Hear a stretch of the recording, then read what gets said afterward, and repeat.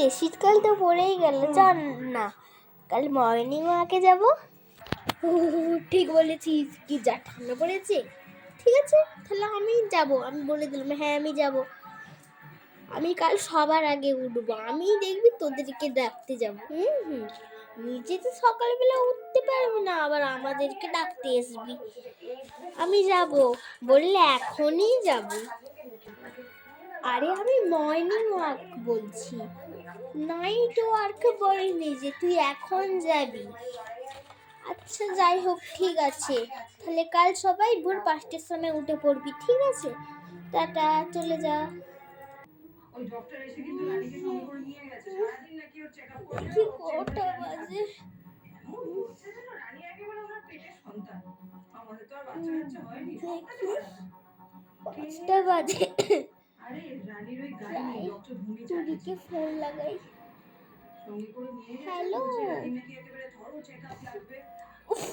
Mental health ভালো রাখার জন্য নাকি কাউন্সেলিং হ্যালো, চিন্তা হবে। কি আর করবে, এই তো ফোনই তুলেনি। কাজকর্ম নেই না, যত ডাক্তারি তুই বন্ধ করে নবুকে দিয়েছে। ফোন করি। বেরোলো একটা এক্সকিউজ চাইলো, এই ছুটে বেরিয়ে গেল। হ্যালো। আচ্ছা ঠিক আছে, আমি রাখছি। আরে যাও বাবা, কেটেই দিল ফোনটা। হ্যালো। চেকআপ হ্যাঁ নব, মর্নিং ওয়াকে যাবি না? হ্যালো টিনা, বলছি আমার না খুব শরীরটা খারাপ, আমি আর যেতে পারবো না, ঠিক আছে? ধুর, ফোনটা রেখে দিল।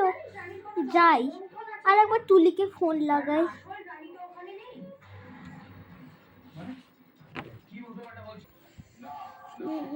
উফ, কে ফোন করছে? এই টুনিটাও না, ধুর বাবা, ভালো লাগে না, এই মর্নিং ওয়াকে যাবে যাবে বলে জ্বালা জোর করছে। কি, ফোনটা কেটে দিল? হ্যাঁ, আমি জানতাম এরকম কিছু হবে, এই জন্য এদের সাথে মর্নিং ওয়াকে যেতে নেই। বেকার বেকার এত তাড়াতাড়ি ঘুম দিল। হ্যাঁ, ভালো লাগে না এই সিটিতে, জ্বালা তো। I'm extremely sorry, sir.